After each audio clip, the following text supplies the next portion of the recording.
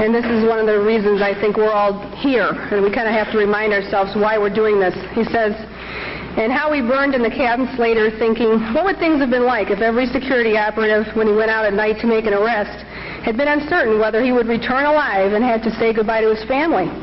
Or if during periods of mass arrests, as for example in Leningrad, when they arrested a quarter of the entire city, people had not simply sat there in their lairs, paling with terror at every bang on the downstairs door and every step on the staircase, but had understood that they had nothing left to lose and had boldly set up in the downstairs hall an ambush of half a dozen people with axes, hammers, pokers, whatever else was on hand.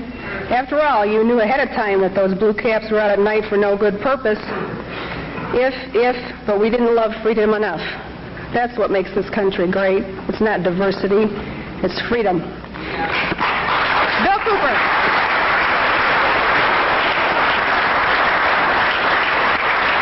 Thank you, Connie.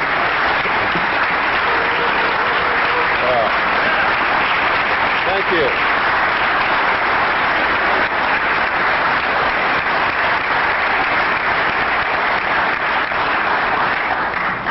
Well, you sure know how to make me feel very humble. Thank you so much. I think one of the biggest misconceptions in this country is what this country is all about, who founded it, for what purpose, and most specifically, what it is that we're all looking for. I'm going to try to clarify some of those, and in doing it, as always happens, someone's going to be angry with my definition of some of these things. I've traveled all over the country. I've talked to probably hundreds of thousands of people individually over a lot of years. I broadcast a radio show that brings me thousands of letters every week. I administer the world's largest and most successful civilian intelligence gathering operation in the world, which makes me privy to an awful lot of information that none of you will ever see, and there's so much of it I can never present it in a form that you would be able to look at it and digest it. So that puts a pretty big burden on me and the people who work with me in the intelligence service and in the CAGI News Service in order to digest this information, analyze it, and be able to present to you what we believe, and this is a subjective judgment, what you can digest and what you need to know at that particular time. And in doing this, digesting all this information, reading all of these letters from people of every kind of background that you can imagine, every race, every religion, every kind of agenda. Believe me, there's an awful lot of agendas going on in this country that are dangerous to Americans. Being promoted by people who claim to be Americans, who claim to be patriots, and who claim to be doing the best for this country, including those who want to destroy it and bring about a one-world totalitarian socialist government. They sincerely believe in their heart they're doing the right thing for humankind. You see, nobody gets up in the morning and sets out to do evil. Nobody consciously does that.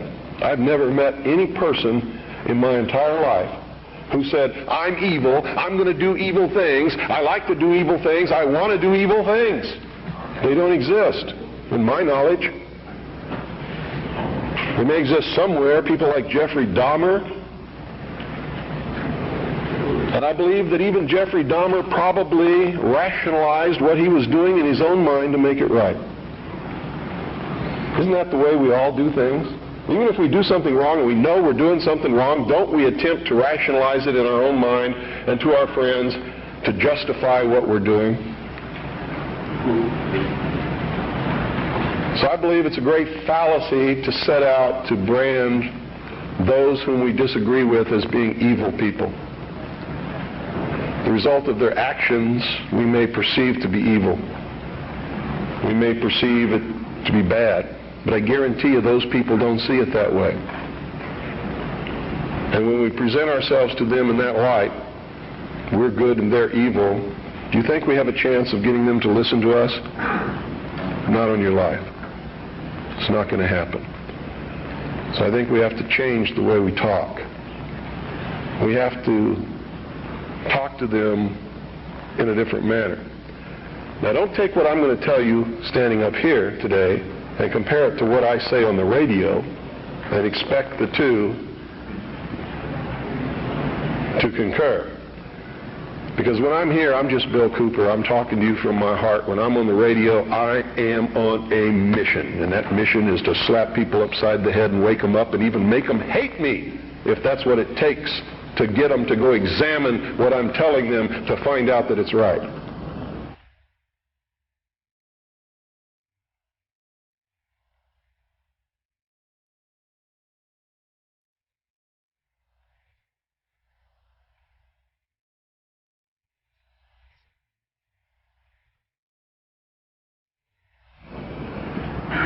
You see, there's a difference between the people here and the people that I'm talking to over those airwaves.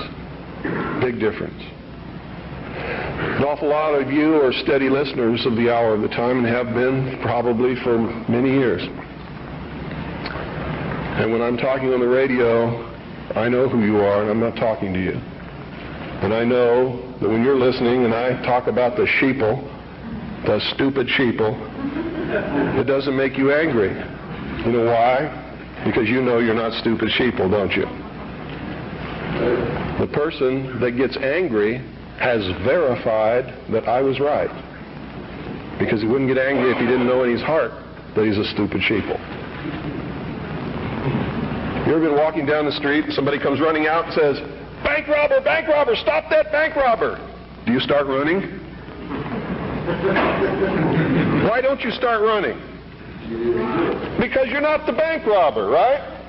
You get angry? No.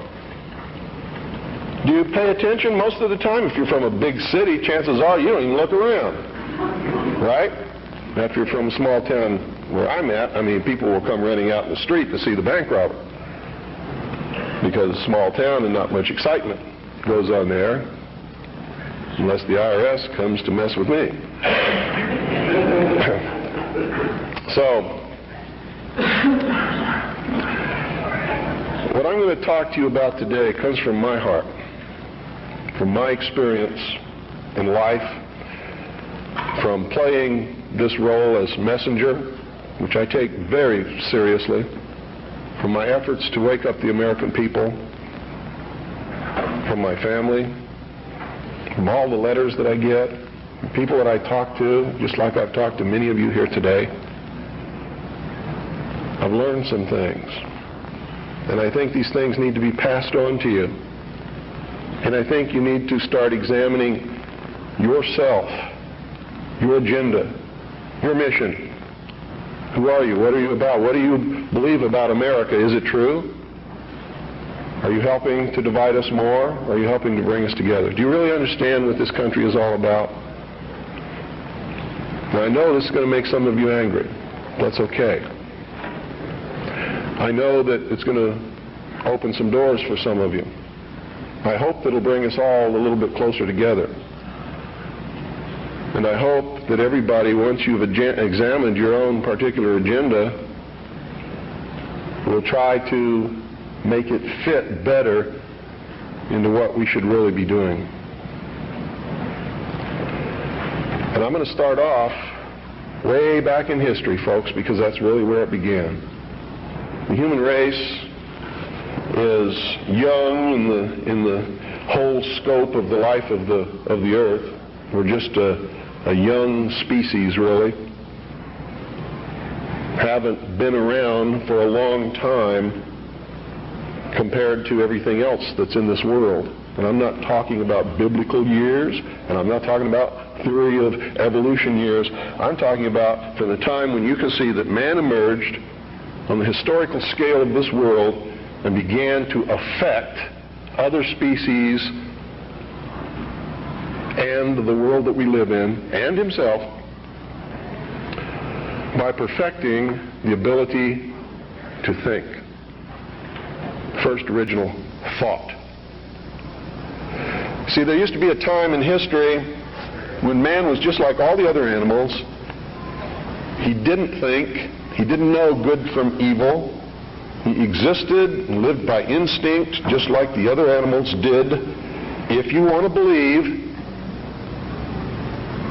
the record that we can look back and see written in stone. Okay?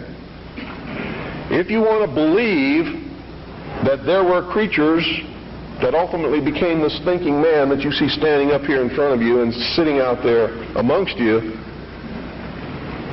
didn't have this ability. Now, if you doubt that, read Genesis in the Bible and you'll see that it's confirmed there. Wasn't there a time when Adam and Eve lived in the Garden of Eden? They were not to think. They did not know good from evil. They were just there to take care of the garden. Is that correct? So this concept and the biblical concept agree. Man just enjoyed what God had put there and sort of took care of the garden. Any dentist will tell you that our mouth was not made for eating meat. So ancient man most probably ate vegetables and nuts and things like that, roots. Doesn't mean that I'm telling you to become a vegetarian, because I'm not. You see, I really believe in freedom. I believe you should eat whatever you feel like eating. That's your business. But that's known to people who study these things as the age of innocence. Something happened that brought man out of that state, and if you're talking from a biblical reference, out of the Garden of Eden and into the world. He wasn't innocent anymore.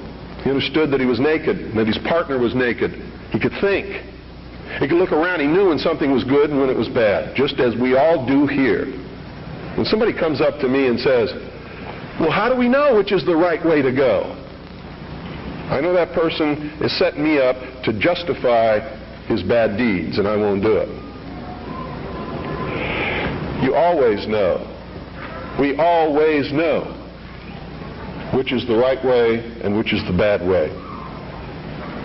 The bad way sometimes feels better, so we may choose that way and justify it by rationalization in order to make ourselves feel better about the bad that we did.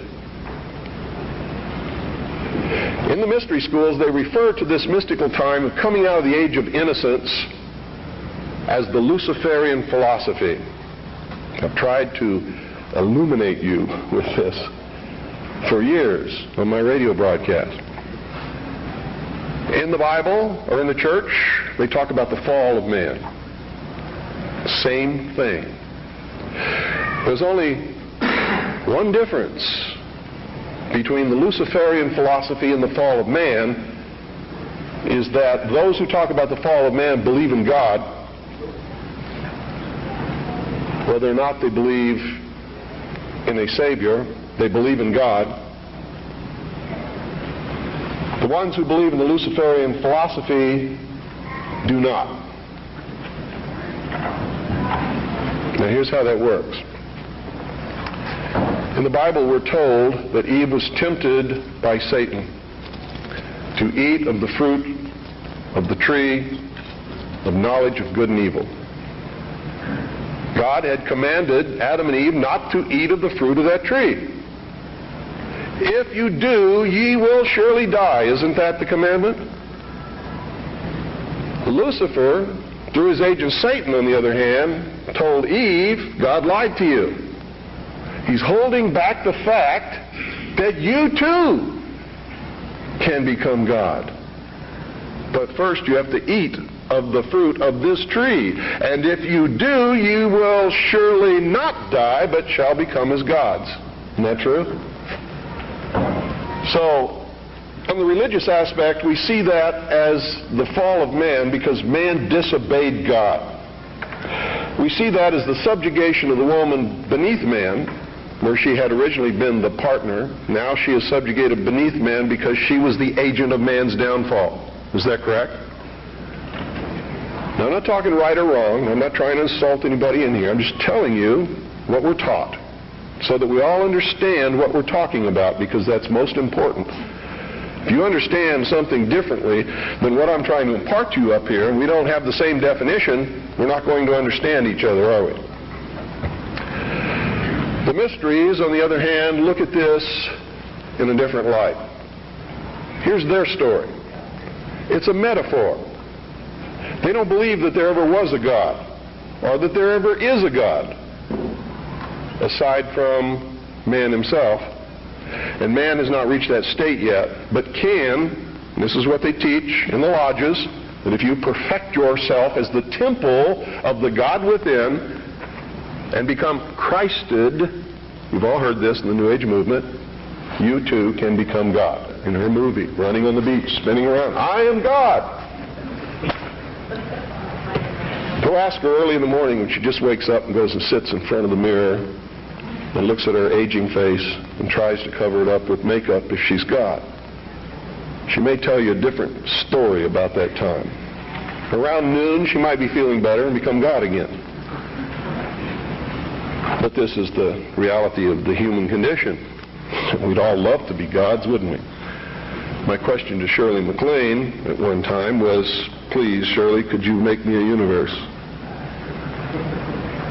She sort of looked at me with this hurt look on her face as she confronted her mortality and realized that she was not God because she could not make me a universe.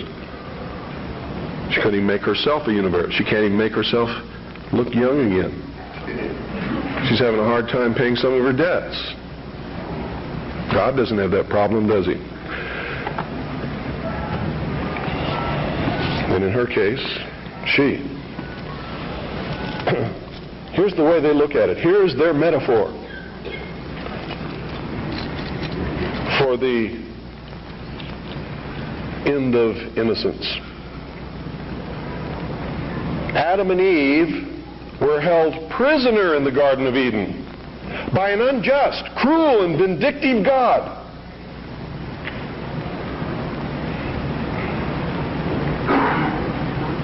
Until Lucifer, through his agent Satan, set man free from this garden by giving him the gift of intellect. Through the use of intellect, man will conquer the earth, will conquer nature, and will himself become God. It's taught in every Masonic temple in this land.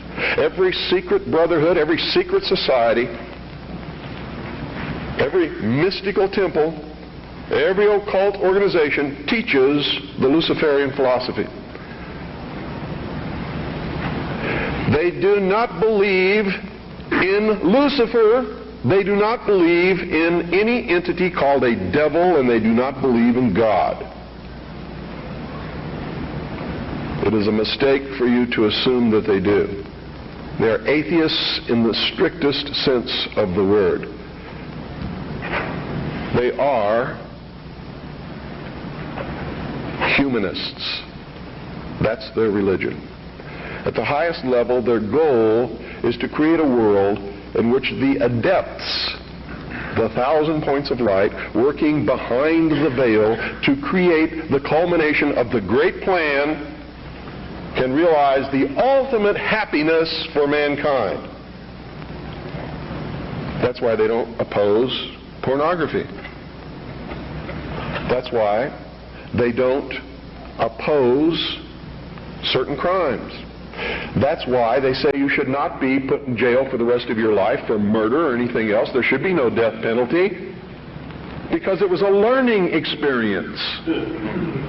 And having gone through that learning experience, you're a better person now. This is what they teach. They believe punishment for these crimes is nothing more than vengeful retribution, which is wrong in their eyes.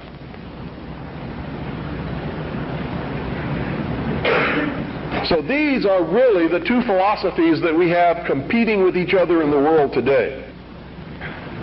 Who brought man the gift of fire? Prometheus. Who was Prometheus? Lucifer. What was the gift of fire? Knowledge, intellect. Hasn't man created industry culture, society, science, from the use of one solitary thing, fire. Without fire, none of it would have occurred. None of it. Nothing. There would be no society without fire. That's how it's represented in the ancient myths and in the mysteries. How art thou fallen from heaven, O Lucifer, son of the morning? What is it represented as? A bolt of lightning struck a tree. The tree burst into flames. Ancient man, if you watch the movie Quest for Fire, rushed up and grabbed one of the burning branches, and it burned his hand, and he let it go. He probably didn't go any farther than that the first time. Second time, he may have found a deer that had been roasted by the heat of the fire in the forest. And being hungry, maybe he partook of some of that meat and found that it tasted pretty good. Also, the fire was warm and didn't get cold at night. And this is where the whole battle between the forces of light and darkness comes from. Man sat up on a rock one night watching the sunset and said, "Boy, I'm in deep trouble now. I can't see in the dark. There's wild beasts out there. There's tigers with teeth 7 inches long that want me for dinner. What am I going to do?" He didn't know what to do.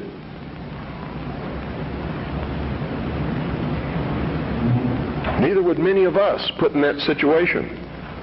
But we would know one thing: we're in deep trouble. And so for a good part of his history, man sat huddled in the darkness in some place that made him feel secure, waiting to be saved.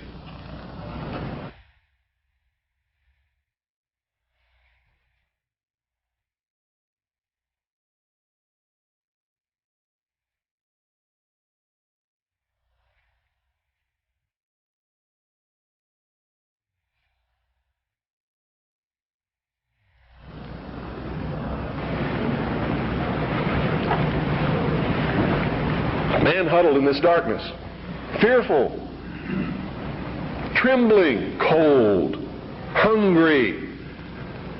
And around about he could hear the beasts roaring. And sometimes they were roaring because they were after him.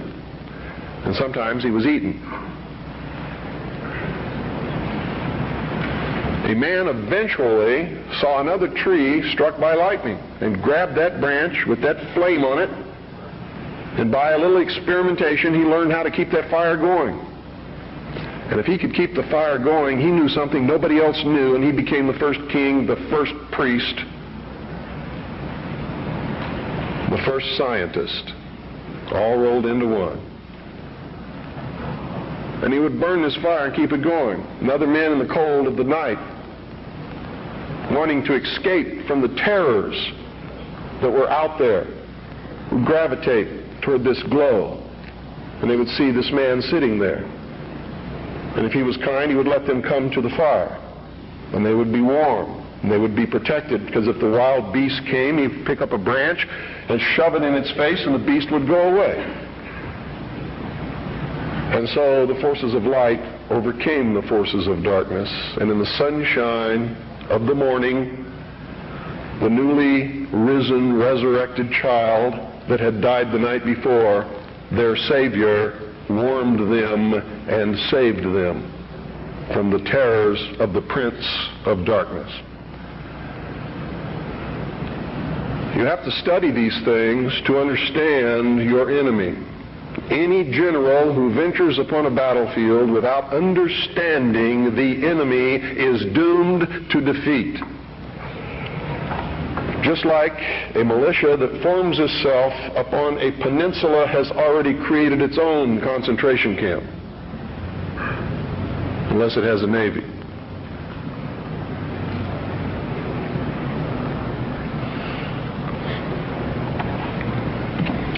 Damn good militia, I might add.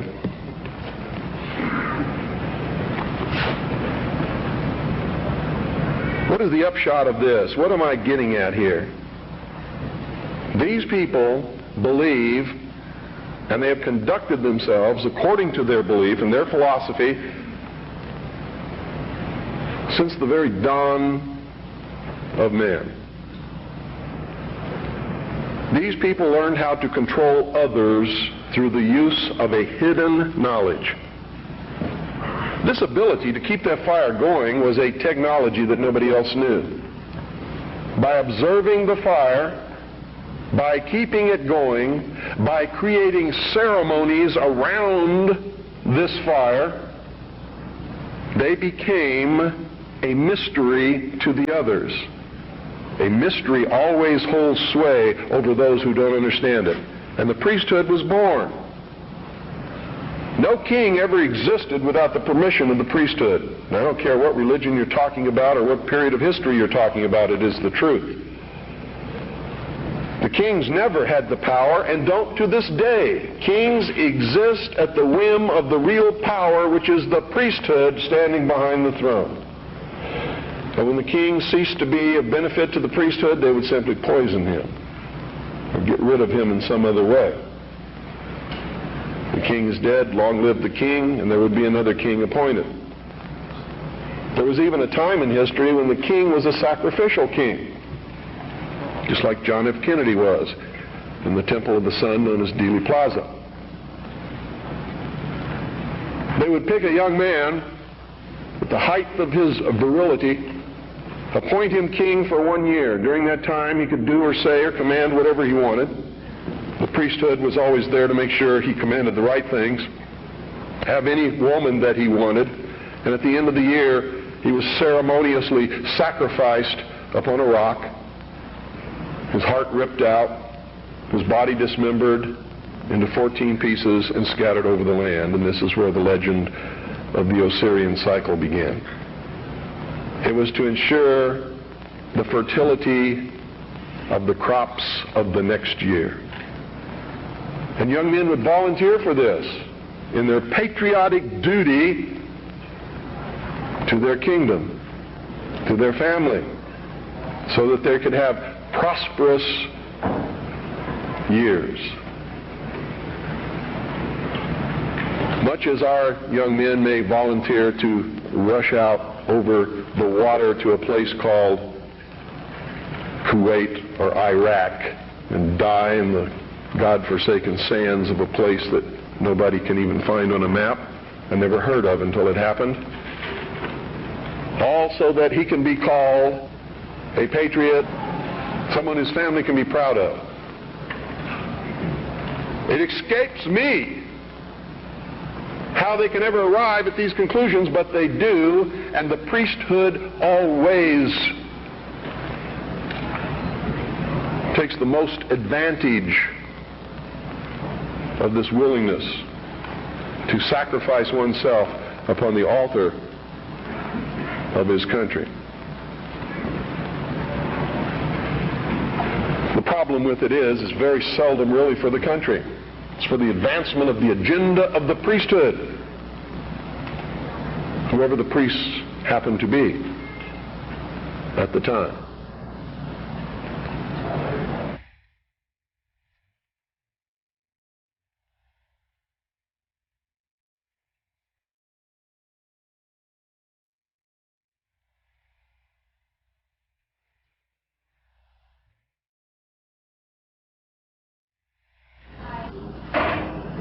He wasn't trying to create a big church. He knew what happened to those things. And you're all wrong about that, man. When you say you shouldn't get angry, you shouldn't curse.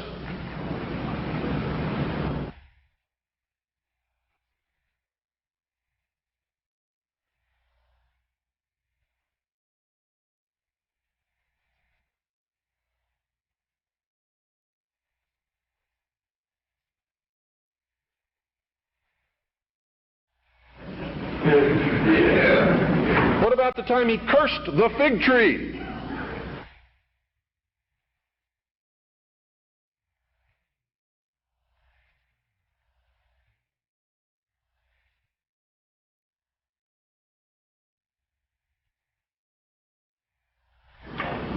And by God, so am I.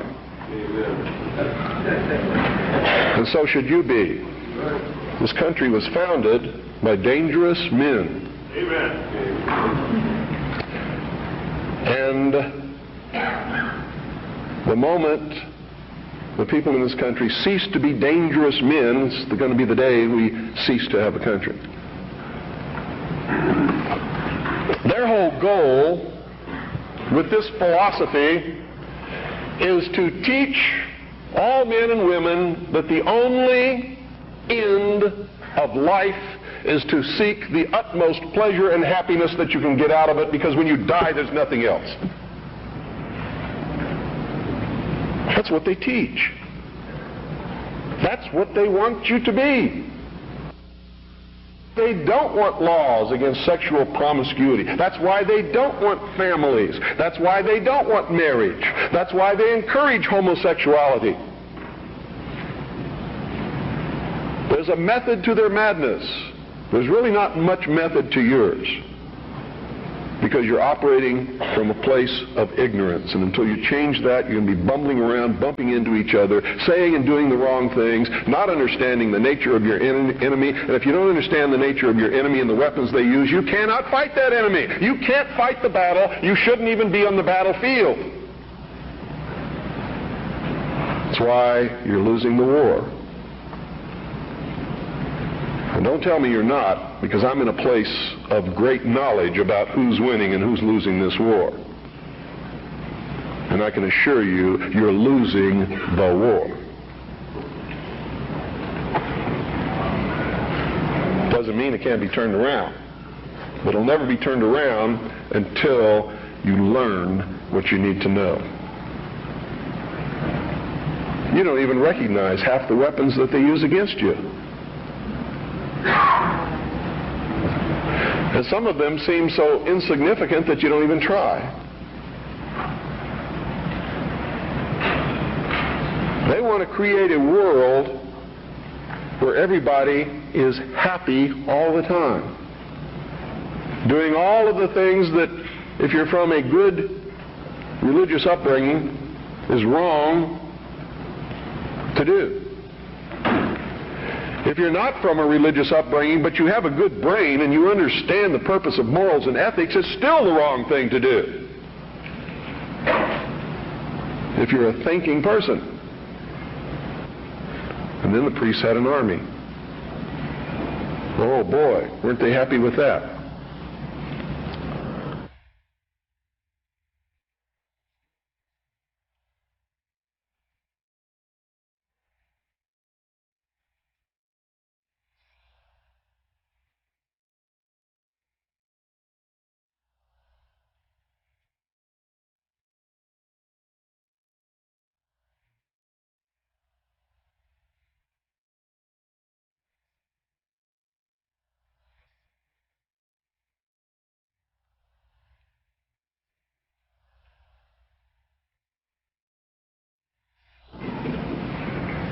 And you never understand how to control everybody else until you get to the top of this pyramid of initiation. Most people never make it past the third step. All above that are carefully chosen and nurtured and taught. And Americans, for all these years, have been looking around for the enemy. They've never been able to find an enemy.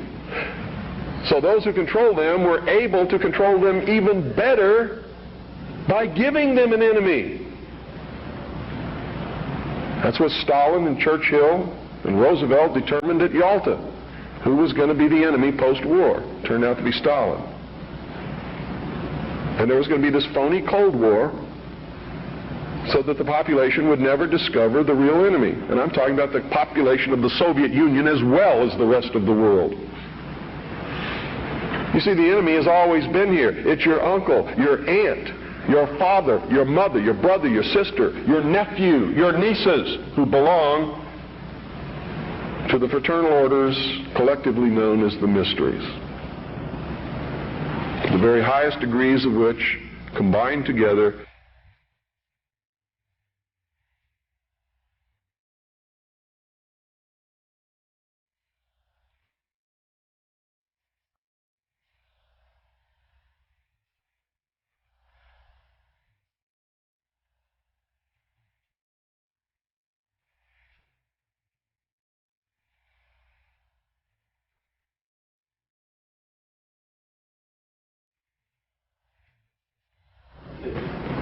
Now, do you think they're succeeding? Haven't I described to you just now exactly what is going on in the world today? Yes, they're succeeding. They're succeeding because the American people don't understand their enemy. They don't even know what's happening. People were extolling the virtues of Pat Buchanan and actually considering voting for that man for president, and he sent them all a postcard. And on the front of that postcard, he identified himself as a high priest of the mysteries. Because on the front of his Christmas cards that he sent to all of his followers was the penis of Osiris, the phallus, the obelisk, with a nice red bow tied around the base which represented the testes. You know what he was saying to you? Are there any children in here? He was saying, he was laughing at you. And so was every other member of the Illuminati.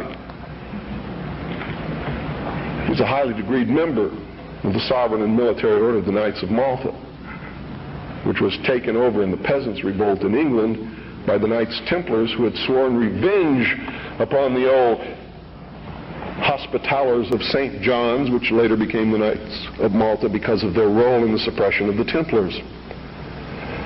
How many of you watch Trinity Network? How many of you watch Pat Robertson? You ever seen the cross in the crown? Do you know what that means? It's the symbol of the Templars.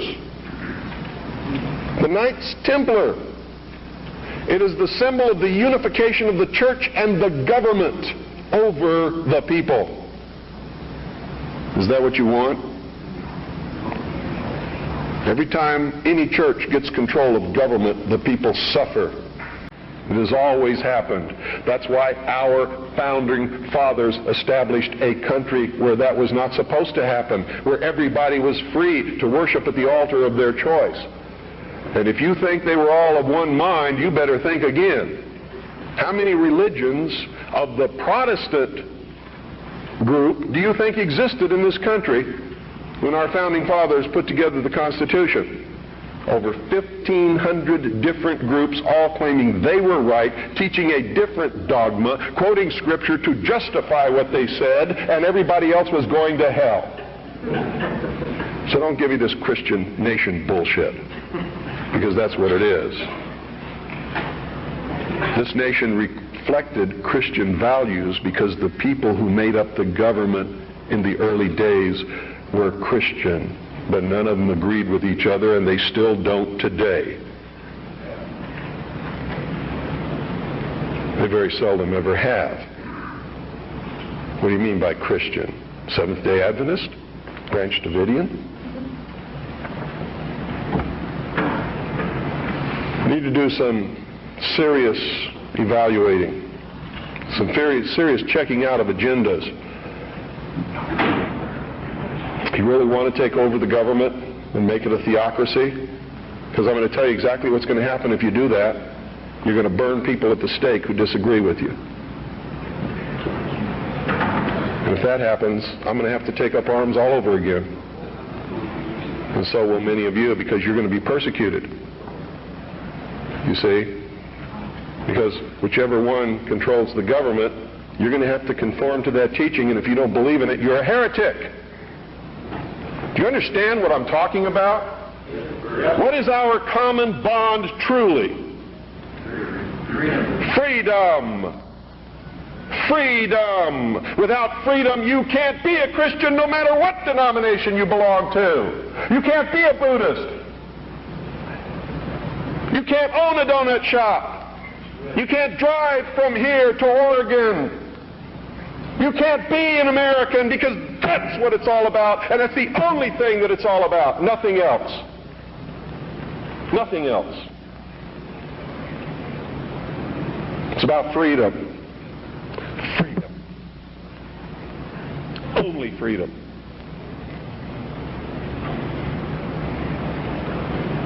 It means you have to let other people be free. even if they disagree with you. I had a tremendous admiration for the courage of those two communists who had the guts to walk up with their little communist sign and their communist flag. Two of them, young people, all alone in that sea of America, militia, uniformed patriots. And I saw people who wanted to kill them.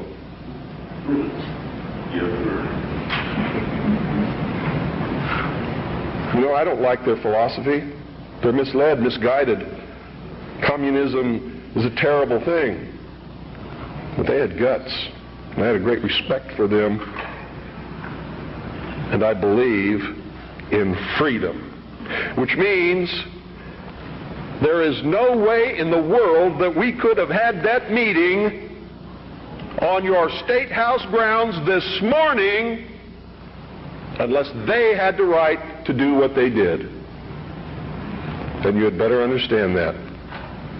Because if you stop them from having their freedom to make their political statement, you have stopped yourself.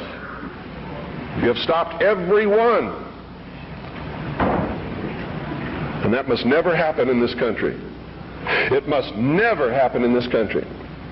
Because if it does, there'll never be another congregation like this, and you'll never hear me speak again because I'll be dead. And so will most of you. This country's about freedom. Because only with freedom can you have all of the other things that everybody professes that they want. It's the only way it can be done. I hear all kinds of misconceptions and misstatements. I have the freedom of the press. No, you don't. No, you don't. The man who owns the press has the freedom of the press. And he can say in his press whatever he wants, but you can't. That's why I get angry with Americans when they say, the Jews control the press. Who sold it to them? How'd they get it?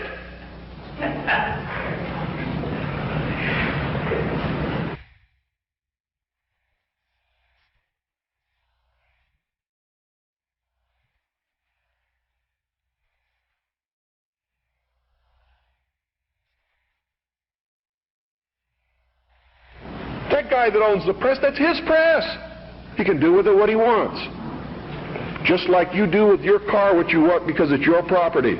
He doesn't owe you anything unless you've got a contract with his signature on it that says he will print what you say.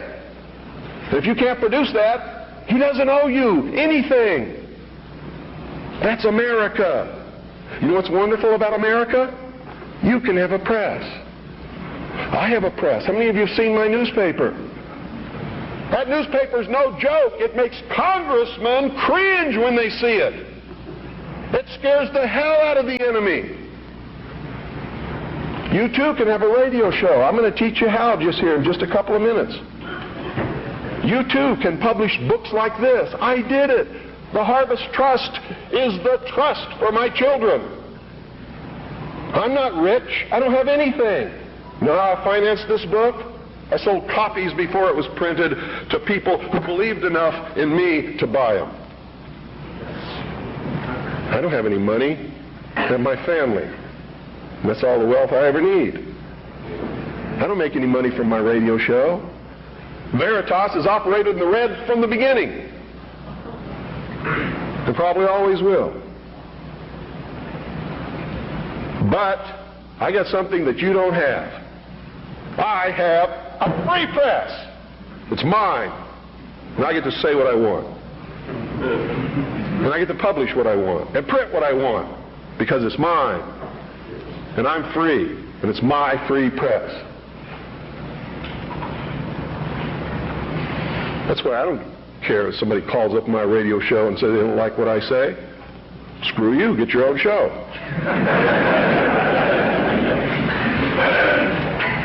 I don't care that they complain because I won't let them talk on my radio show. Screw you. Get your own radio show. This is mine. Belongs to me. I don't have any contract with you. I don't owe you anything. I was speaking in California one time. A lady stood up in the middle of the crowd and said, You make me so angry. You're a terrible man. Why didn't you tell me this years ago? She was lucky I was telling her then. I didn't know her anything. But she blamed me because she didn't have the information that I was imparting to her on that day years ago. And I had it years before that. I didn't know how to do it. I would have. Oh, God, I would have.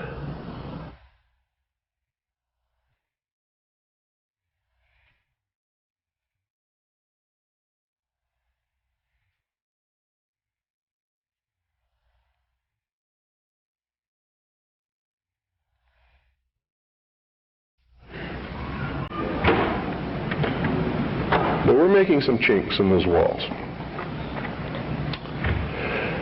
You too can have a free press, and that's what it's going to take to get this country back without bloodshed. And I'm going to tell you right now, unless we can be successful in creating a real free press where the American people get different viewpoints other than those expressed in the establishment-controlled media, there's going to be a civil war in this country, and it's going to come soon. The only thing that can stop it is by waking up vast amounts of sleeping people. Sheeple is what they are. They are following the Judas goat right into the shearing pins, and from there they will go to the slaughter, and they will not know that anything is wrong until they smell the blood of the sheeple in front of them.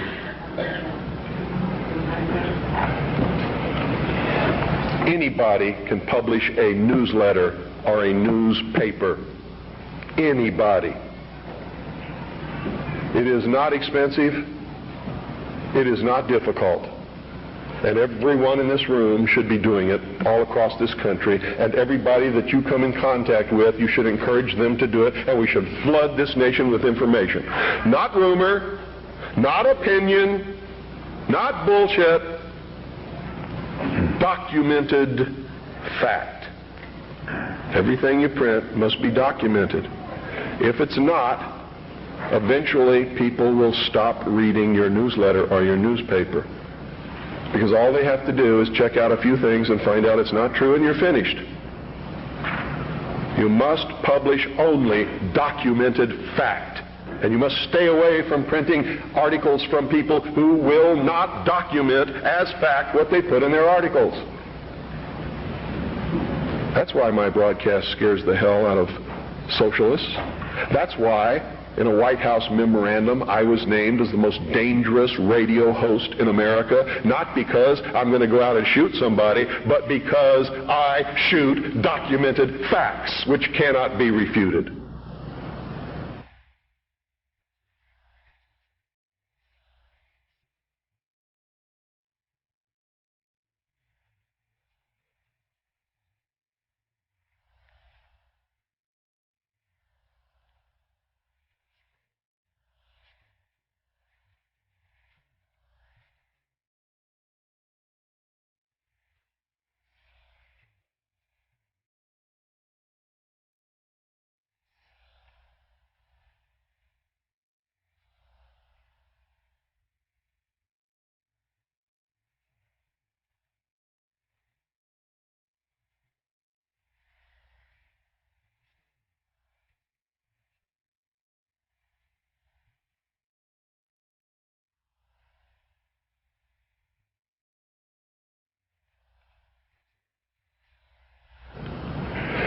You too can have your own radio station and broadcast anything that you want. You can broadcast your own shows. You can be your own host on that show. You can broadcast tapes of other shows. We encourage people to buy satellite receiving stations across this country, purchase a very simple FM, low-power transmitting kit, and set up their own FM radio station in their hometown. And we now have over 670 people across the nation. It's not expensive. If one person cannot afford the cost, what is wrong with 8 or 10 or 15 or 20 of you getting together, pooling your money, buying one satellite receiving station, a small FM low-power transmitter, and setting up your own broadcasting station? I hope you will broadcast the truth and not some agenda. You see, What happens when you broadcast the truth is you piss everybody off.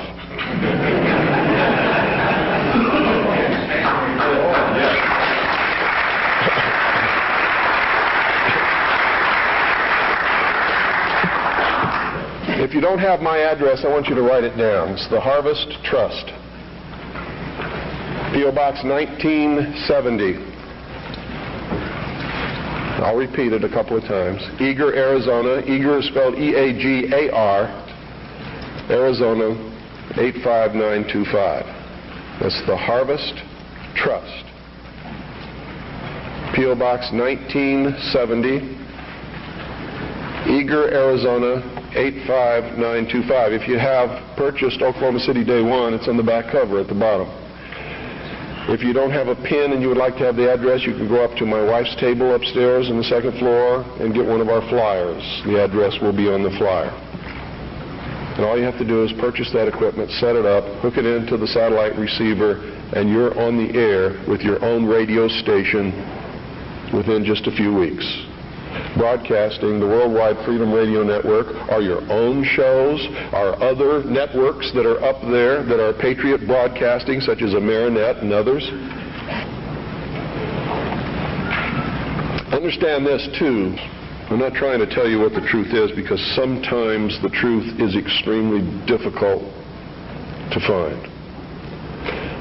And sometimes we believe we're broadcasting the truth and it turns out we really aren't. But if we find out we aren't, we must be willing and instantly able to go on the air and say we were wrong and correct it. That's a responsibility that we all have to carry. It's embarrassing. I've had to do it several times because I'm a human being. I make mistakes too. The only difference being when I make a mistake, it's usually not forgivable. It's what happens when you become a public figure. Your wife can make a mistake, but Rush Limbaugh never! Right?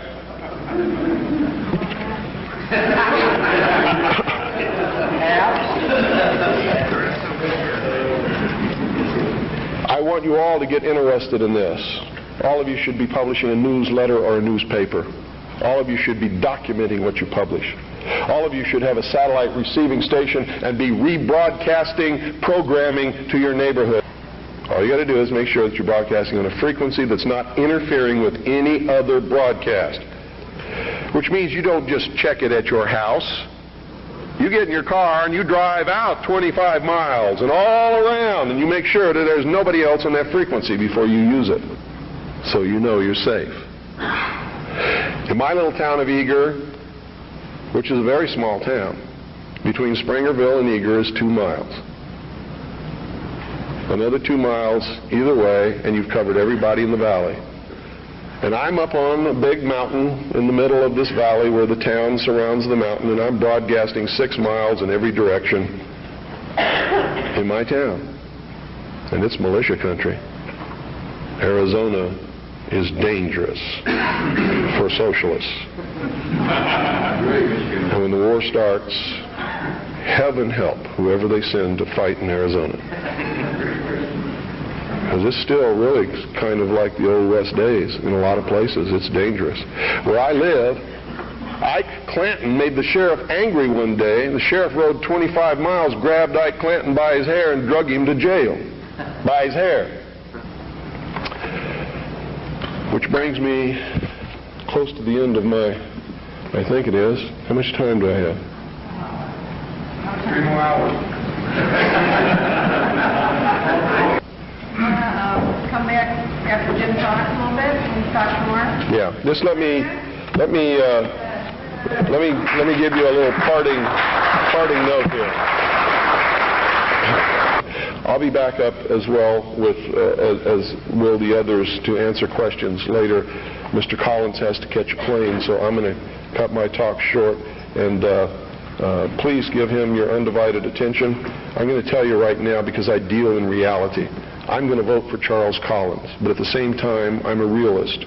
And everybody in this room should be voting for Charles Collins, but at the same time understanding he's not going to be the President of the United States.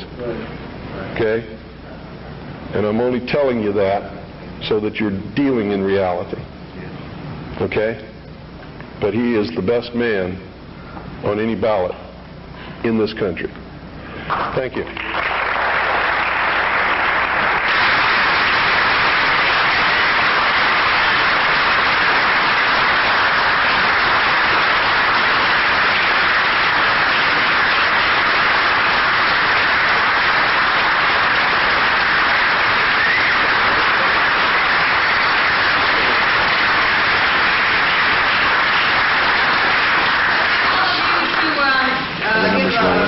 This is the man that designed the No UN flag, John Sorensen.